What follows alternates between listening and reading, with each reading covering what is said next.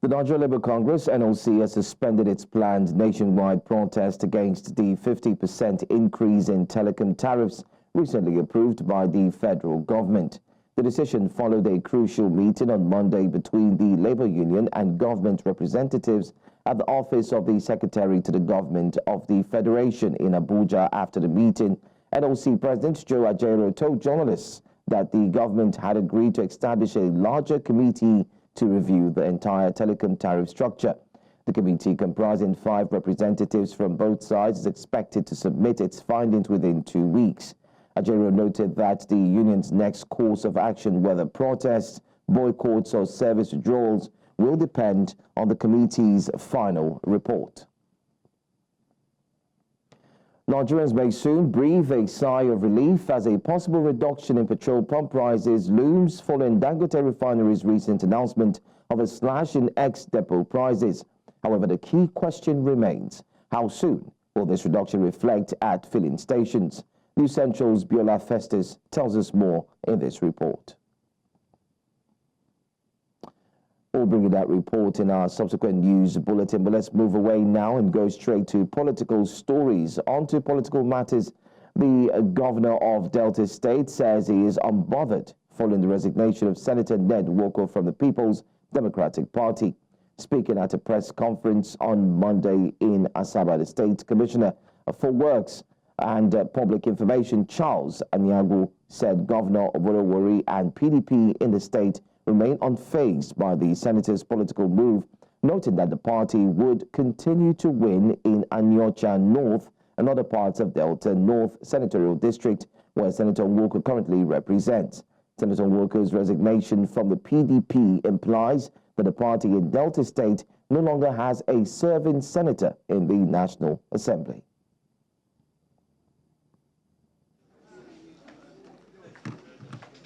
In 2003, somebody moved from PDP to ABGA. The government has at that time received the information. You may need to cross-check how did they receive it. And what happened after that defection to ABGA. That word was very warmly won by the PDP. In 2011, somebody, after that, the person came back. And in 2011, the person also left the PDP and moved to, I think, DPP. And after that election, PDP also won in the local government. Find out how was the news received. If when you defect, we win in the area where you have defected from, the same thing will also happen in 2027. By the grace of God, we will still win and win very well in Anyocha North. The good people of Anyocha North are solidly behind Oborowori. They are seeing what he is doing. So if anybody left and he's heading somewhere, we pray for him. So the governor is very much interested in governance. Well, earlier on, we told you about Nigerians soon to indeed have a sigh of relief as possible reduction in petrol pump prices indeed looms due to Dangote Refinery's recent announcement of a slash in the depot prices. Let's join our correspondent as she puts together this package concerning the fuel prices. Nigerian announcements regarding petrol prices have become cliches. Whether increment or reduction, every news concerning petroleum products seems to get the people agitated as they are more concerned about implementation. A visit to some fueling stations in Lagos mainland revealed that pump prices remain unchanged, ranging between 960 naira and 970 naira. Although the recent 60 naira decrease in ex-depot price announced by Dangote Refinery was yet to reflect in the cost of petrol at the fueling stations, the development was greeted with hopes by motorists. If the fuel price is reduced, it will be very good. It will be nice. At least transportation problem will be lesser than for some. At least some of us that have vehicles, nobody to afford the petrol is a problem. Carry náà ni kókó kí wọ́n change the price yẹn kó lè bá rọ̀ wá lọ́rùn níta fẹ́ nìyẹn torí àti change the price yẹn tí wọ́n bá ti high owó nísìn wọ́n á high pump ṣùgbọ́n láti jáwọ́ yẹn wá sílẹ̀ fún àwọn ilé epo kò ìwà ìsì ìgbà yẹn máa ní pé high price làwọn rà so àfi táwọn bá tà tán. Ex-depot price is a lifting cost of PMS from the refinery, and therefore expected that petroleum marketers and outlets would fix their individual pump prices, which is usually influenced largely by proximity to depots. In the meantime, the Petroleum Products Retail Outlets Owners Association of Nigeria, Petran, says the price slash is not expected to reflect on pump price immediately, but until old stocks are exhausted. However, Nigerians are looking forward to more competitions in the petroleum industry, with optimism that it will create balance and stability in the market. At the end of the day, it will be a very good thing for Nigerians. There will be competition, just like our telecommunications then. You know, it became balanced. So if Dangote is selling at 700 or 800, federal government should bring their own back like 600. So we'll get there at the end of the day. You would recall that the Port Harcourt and Warri refineries became functional in November and December of 2024. With the global decline in the cost of crude oil, Nigerians are expecting that federal government-owned refineries would also follow suit in the price reduction to alleviate their struggles. In Lagos for News Central, I am Biola Festas. Well, let's go straight to Edo State now and tell you that the Edo State House of Assembly has urged the State High Court to affirm the suspension of the chairman of the 18 local government areas of the state.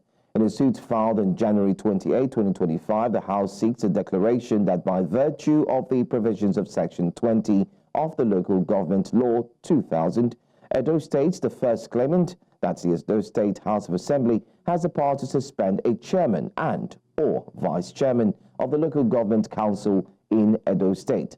The House said on December 17, 2024, suspended all the local government chairmen and their deputies for what it described as insubordination to Governor Monday Okpebolo. The national chairman of the Social Democratic Party, SDP, Shehu Gabam, says the economic policies of President Bola Ahmed Tinubu may be his greatest undoing if he tries to be re-elected in 2027. Gabam listed some of the unpopular policies of the Tinubu administration, including the sudden removal of petrol subsidy, unification of forex rates, electricity tariff hike, and telecoms tariff hike, amongst others. He criticized the Tinubu government over what he described as its hostilities with opposition voices and denied claims that the ruling All Progressives Congress APC pays political parties 50 million naira bribe to weaken their role in holding the government to account. Well, away from that, Senator Jimoh Ibrahim has called on United States President Donald Trump to have discussions with President Bola Ahmed Tinubu to increase American influence in Africa and curb China's penetration of the continent. The senator representing Ondo South said BRICS, a 10-member economic and political force with Chinese influence, has already approached the Nigerian leader on economic alignment and to trade in China's currency, the yuan.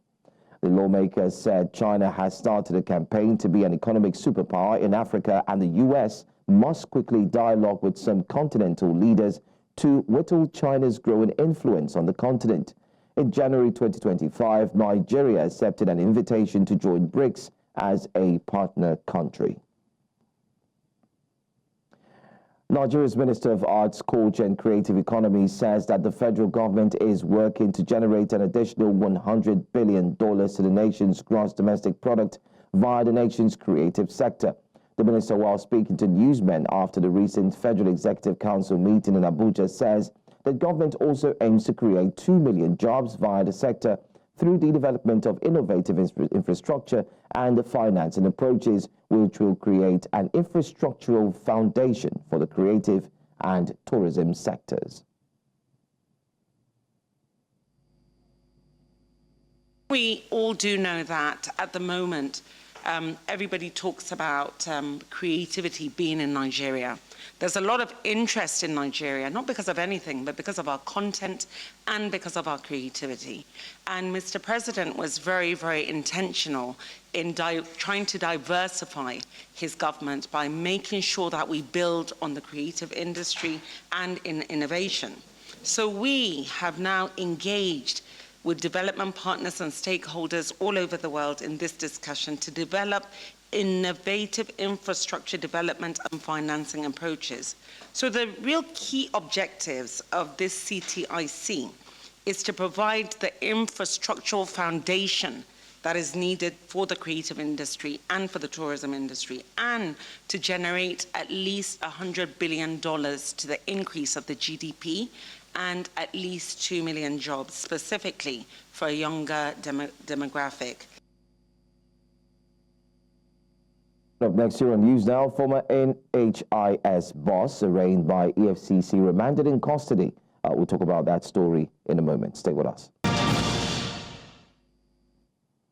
Welcome back to News Now. Let's start off with security matters. The Nigeria Police Force has arrested a syndicate of 8 individuals, including a female fashion designer, for gun running and illegal possession of firearms and ammunition, with many of them being sold for criminal activities.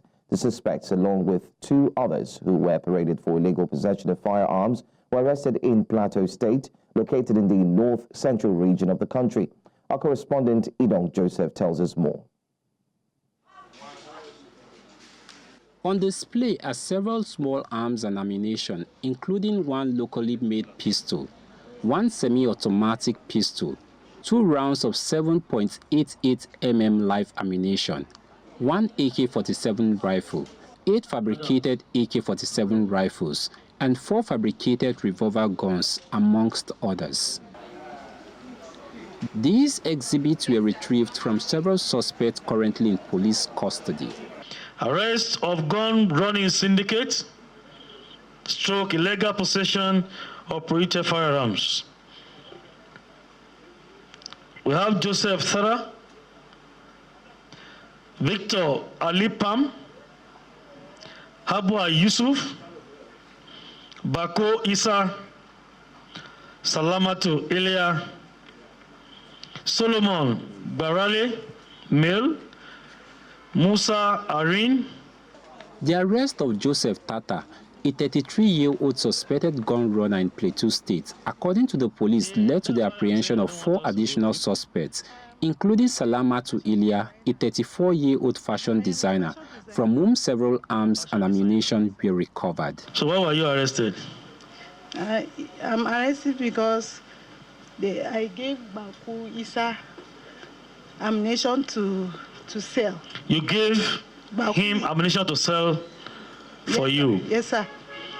Another suspect, a 60-year-old named Tanko from Shimaka village in Shamdam local government area of Plateau State, claimed he purchased the weapon found in his possession to protect himself and his family after being a victim of 2 separate kidnapping incidents. He said he was kidnapped twice.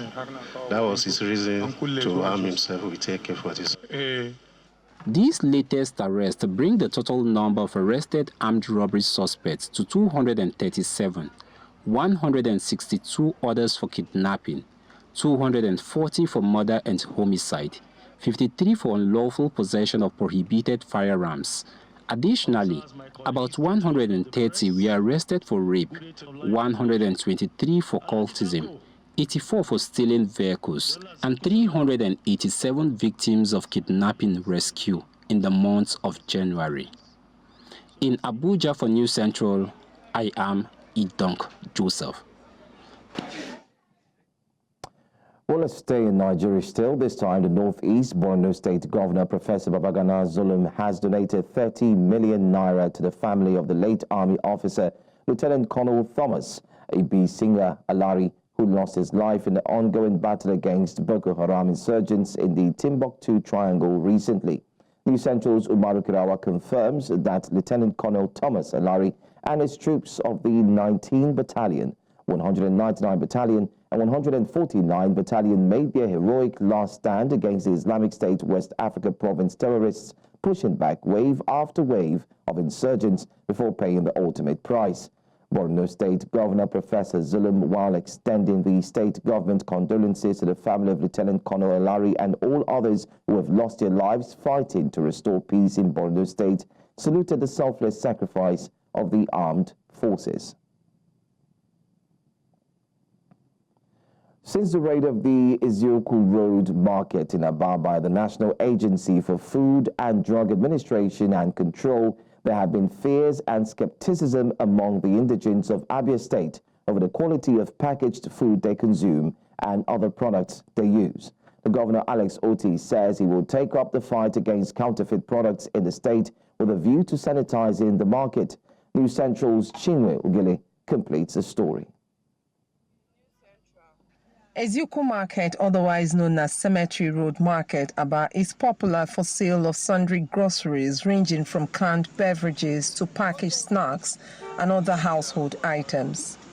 However, beneath this genuine trade by majority of the traders is a deep-seated counterfeiting market where nearly every genuine product is imitated and sold to the public. The people who are unaware of this ugly situation are expressing disgust for the possibility of health issues arising from consumption of these fake products. When they tell you to buy paracetamol, don't go and buy something that looks like para, because the effect is very strong. Even what it does to the body, all the money for the paracetamol will not cure it. It will generate to different kinds of disease.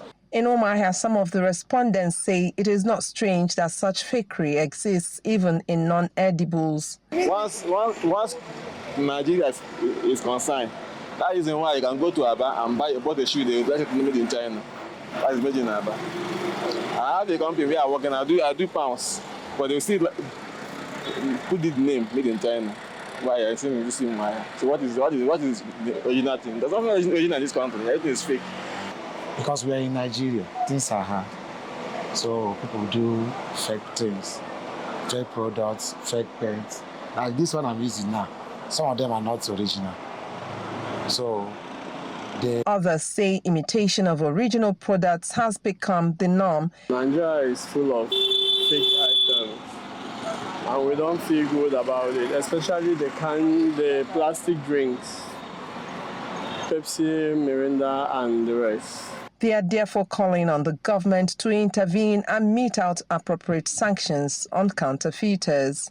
So they're trying their best, but to urge them to put more effort. Governor Alex Oti, during a media chat recently, says the people can begin to do things right by registering their company and proudly branding the products. If you can make fake products, you can also make a new one. So why don't you just move from faking to making a genuine product and calling it your own name? Residents in Abia State are, however, urged to be vigilant, just as healthcare professionals, consumers, among others, are advised to report any suspicion of substandard and fake products to the appropriate authorities. In Umuahia for News Central, I am Chinwe Ugele. President Bola Tinubu has signed the act establishing the Federal University of Environment, Ogoni, into law. Those in attendance, including the National Security Advisor, federal lawmakers, and representatives of Ogoni communities, say the gesture is proof of the president's commitment to the remediation of polluted lands in Ogoni communities, creation of job opportunities for Ogoni youths, and the building of local capacity to support and help the remediation process.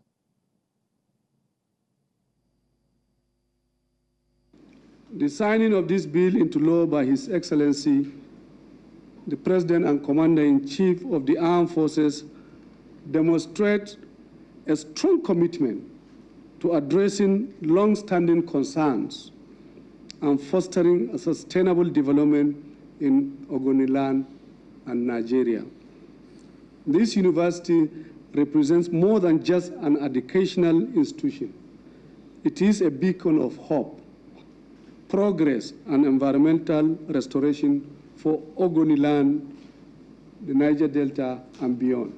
This landmark decision reaffirms Mr. President's commitment to genuine engagement inclusive governance, and sustainability development in our region.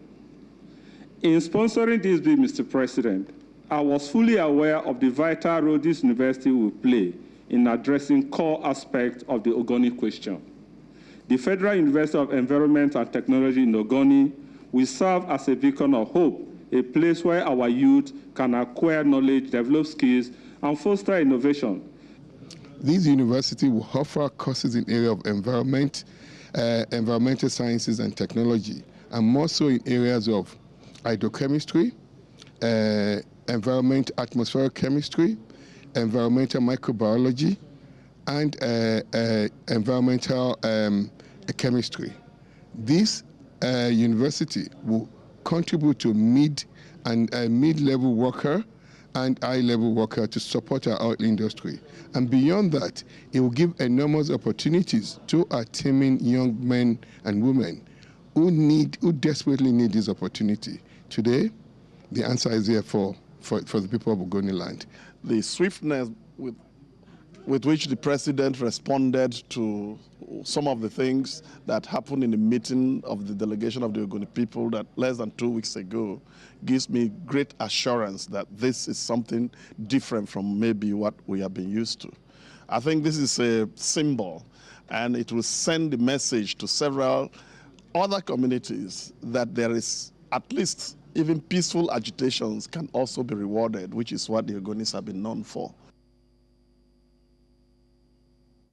Residents of Bello Street in Ketu, Lagos are calling on the government to intervene after demolition teams moved in unexpectedly, threatening to pull down marked buildings allegedly without prior notice. Many of the affected residents claim the process is illegal and say they were not informed or given any official documentation before the demolition began. News Central's lead correspondent Benala Kede reports.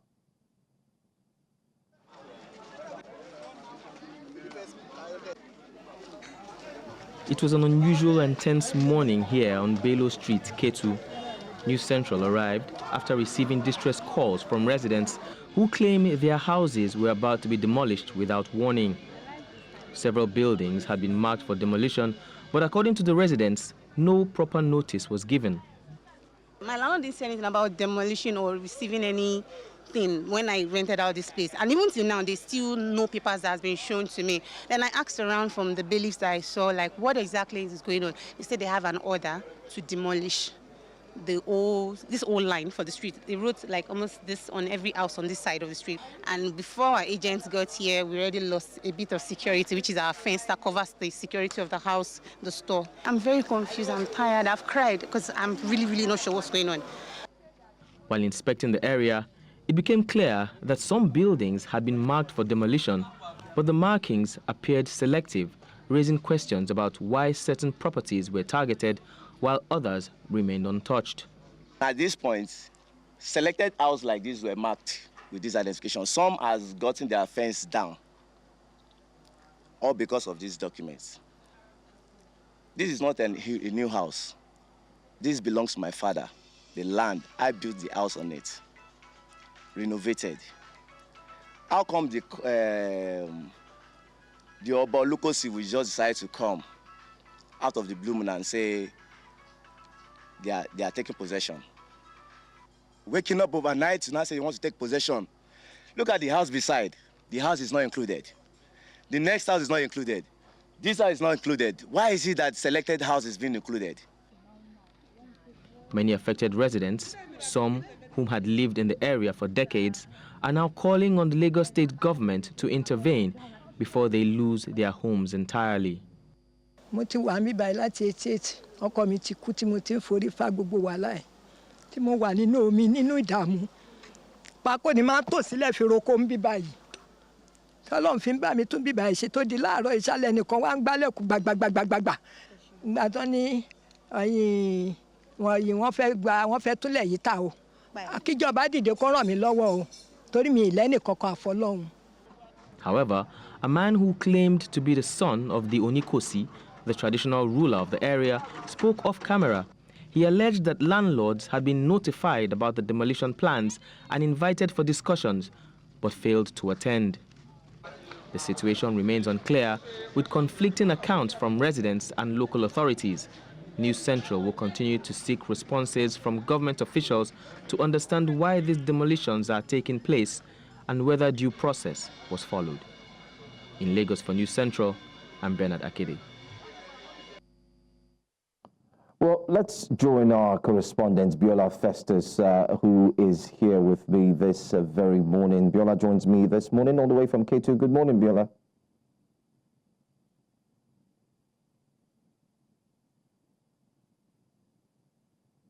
All right, let's try and see if we can establish connection with Biola. But of course, this is a developing story, and we'll do well to follow it, especially looking at the current demolition that's ongoing in that area of Lagos State.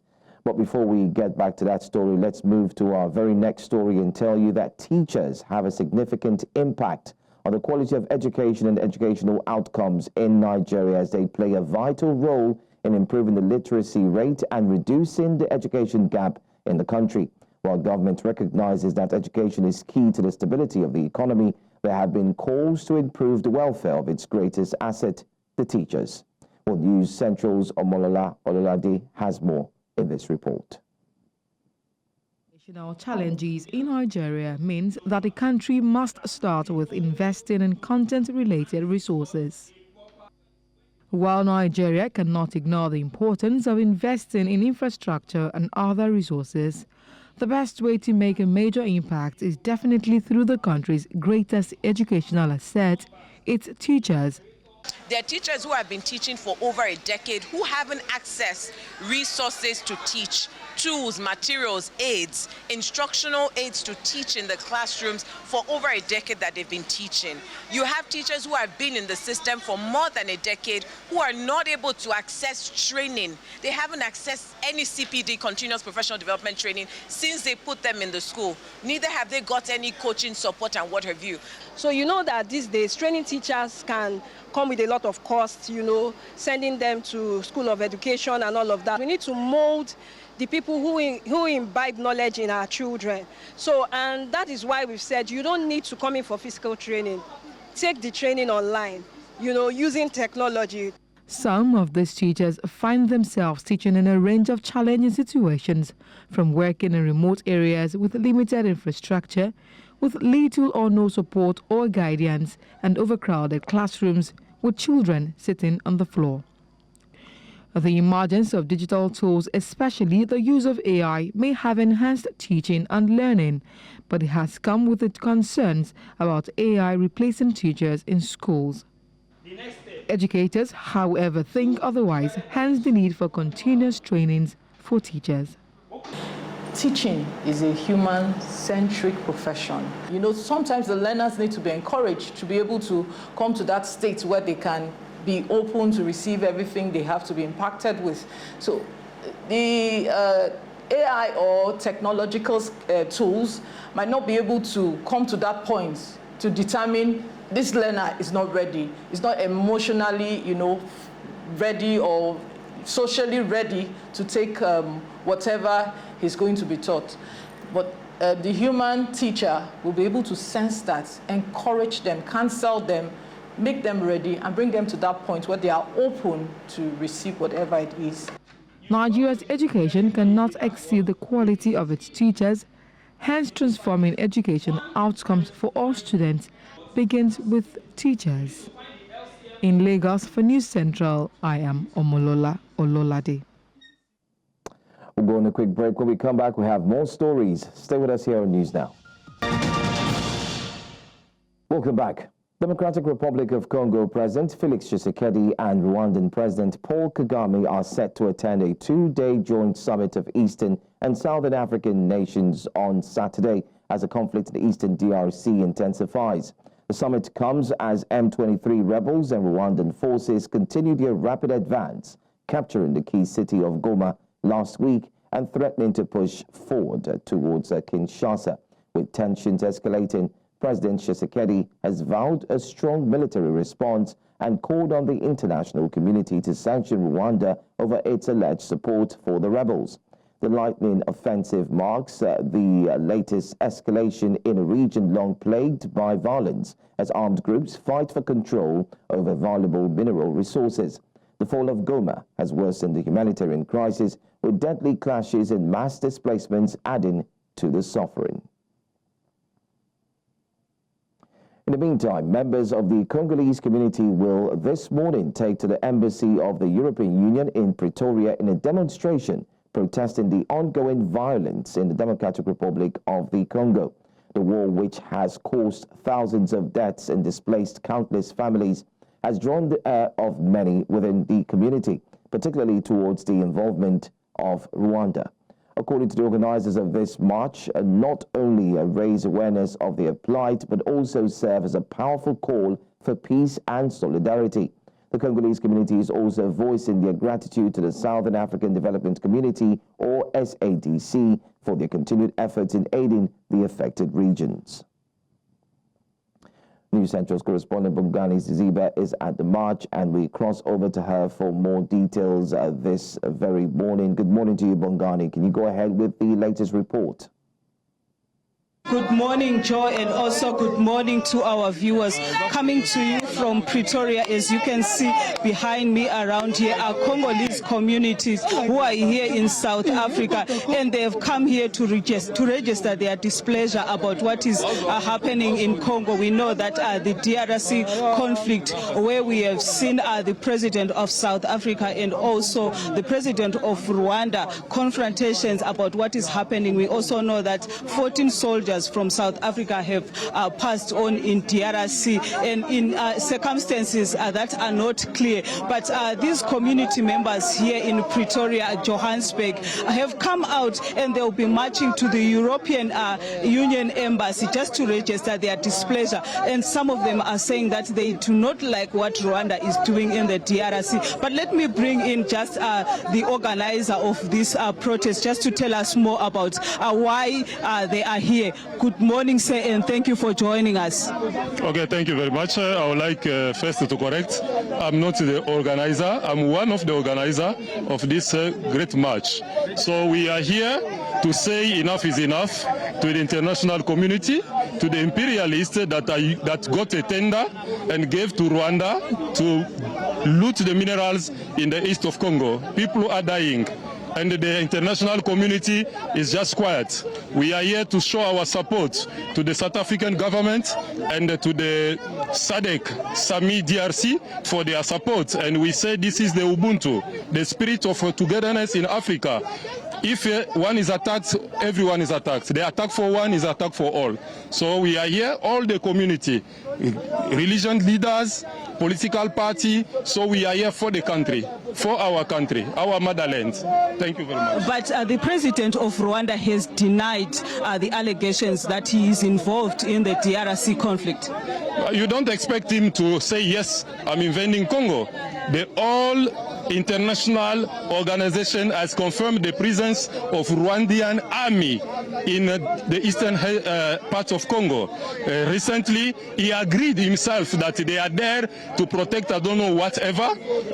Do you think that Tswana people that are in Botswana or that are here, Botswana can come here, invade South Africa, saying that I'm protecting the Tswana people, my people that are in South Africa? It doesn't make sense what he's saying like argument to attack Congo. This is a pure invention, and they have violated international law about the intangibility of borders. Joe, let me just bring in one journalist. Let me just look for her. She was here, but I can't see her now. Just to speak to us, she has been in DRC, just to speak to us about what exactly is happening. Okay, I can't see her now, but let me just bring in someone else, Joe, just to speak up to us about what is happening in Congo. Good morning, sir, and thank you for joining us. Yes, morning, madam. My name is Mr. Ezekiel Ndundu. I'm the Wazalendo representative here in South Africa. If you know those Wazalendo, the fighter for the country, here I'm representing them. And through my tribe, as that we know the reality for these people from Rwanda, we can tell you from the A to Z.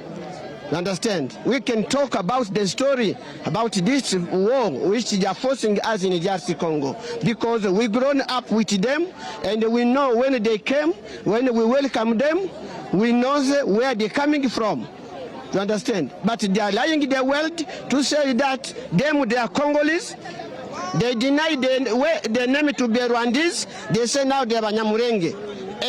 Murenge is our mountain. Me, I'm a friend from Uvira.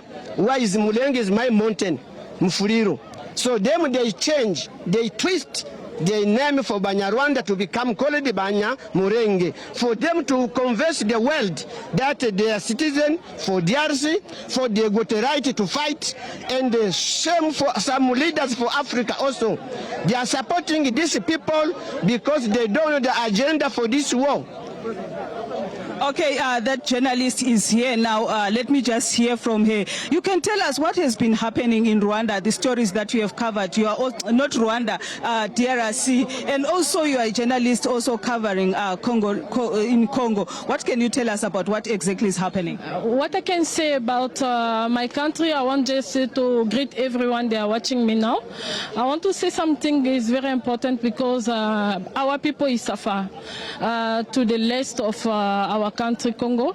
We can see how our mother is passing away, they are dying, our kids are dying because of one person, because of one country. That guy is, the problem is what? The problem in our country is just the mineral we have, because they are coming to steal our mineral. And us, we don't want them to come to our country, because you can't come to the house of someone and steal it. The problem is that when we say stop to the Rwanda, they're killing, they're coming to steal us, but they're killing our brother, they're killing our husband, they're killing our kids. And today we say stop Rwanda. We are going to Union European to talk to them nicely to drop our. My apologies, I have to cut you short. These are the Congolese in South Africa that are registering their displeasure about what is happening in their country. So they will be marching to the embassy of the European Union. So we'll give you details as we go on. It's back to you in the studio now. Very much, Bongani Siziba, and thank you for covering that story there in South Africa. Away from that, let's tell you that heavy fighting in southern and western Sudan has left at least 65 people dead and over 130 wounded as the war between the Sudanese army and paramilitary forces continues to escalate.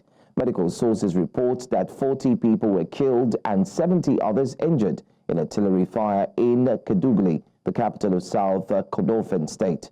The Sudanese army-controlled city was also targeted in an attack blamed on a faction of the Sudan People's Liberation Movement North, led by Abdel Aziz al-Hilu. The SPLM faction, which has a stronghold in South Kordofan, has engaged in clashes with both the Sudanese army and the paramilitary rapid support forces, further complicating the already volatile situation. Sudan has been engulfed in war since April 2023, with the conflict intensifying in recent weeks, leaving thousands dead and worsening the humanitarian crisis.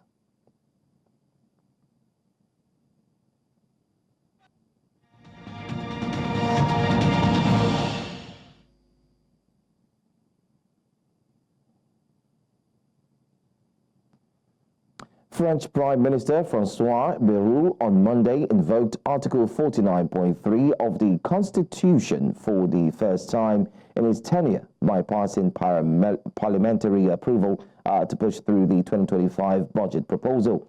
Bayrou triggered the controversial constitutional measure on Monday, allowing the government to pass the budget without a vote. He used the tactic twice, once for the national budget and again for the social security budget, and hinted it may be necessary again later this week. Defending the decision, Bayrou pledged that the budget would help reduce France's deficit, following repeated warnings from the European Commission that the country's public finances are under strain. The move is expected to fuel tension in the French parliament, with opposition parties weighing their next steps, including a potential no-confidence motion. Décidez ainsi, puisque la décision est entre vos mains.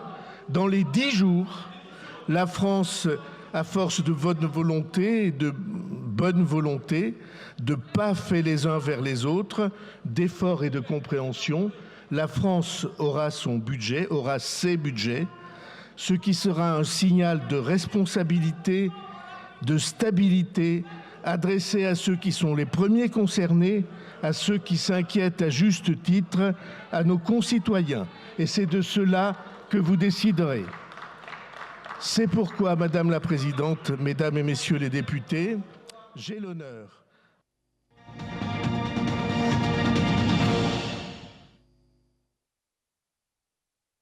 Sports, the intense rivalry between Nigeria and Brazil in table tennis will be reignited as Quadri Aruna of Nigeria faces off against Brazil's Hugo Calderano in the second round of the men's singles at the WTT Singapore Smash 2025. This clash comes exactly 1 year after their last encounter in Doha, where Aruna emerged victorious. Aruna remains the only African player left in the men's singles after the exits of Egypt's trio. In the women's singles, Egypt's Anna Gorda celebrated her 17th birthday with a 4-game victory over Spain's Mireia Zhao, marking a career milestone. However, her compatriots Diana Mishref and Miriam Al-Dodabi were eliminated in the first round, leaving Gorda as a sole African representative. She will next face China's Ma Kuai. The Confederation of African Football has confirmed that Nigeria's Golden Eaglets have not yet qualified for the 2025 Under-17 Africa Cup of Nations, despite the tournament's expansion to 16 teams. This announcement follows speculation after Nigeria failed to secure a spot during the WAFU B qualifiers in Ghana last year. CAF clarified that while both Nigeria and Mali have appeared in 10 AFCON finals since 1995, only Mali has qualified for the 2025 edition in Morocco, with only 10 teams confirmed. Nigeria still has a chance to secure qualification before the upcoming draw later this month.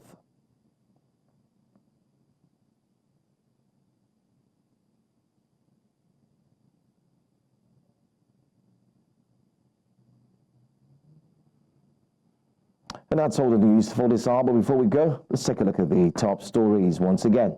NLC suspends planned nationwide protest over telecom tariff hike. Over 65 killed, 130 wounded in fierce clashes in Sudan. And we also told you that Tshisekedi Kagame are set to attend regional summit amid rising tensions in eastern DRC. Watch News Central live on your social media platforms and, of course, other platforms right there on the screen.